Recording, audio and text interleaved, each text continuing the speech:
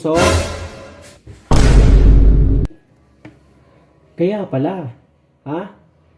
Kaya pala laging mabaho dito. Kaya pala laging minamalas tayo. Kaya yan ang ginagawa mo. Dinadapuan tayo ng malas dahil yan sa pinaggagawa mong yan. Gago! Ang tanga-tanga mo ba?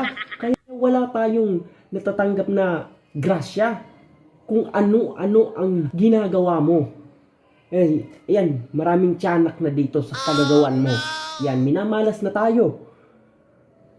Ay nako, hindi ka ba naaawa? Ha? Hindi ka ba naaawa sa mga nilalabas mong yan? Ha?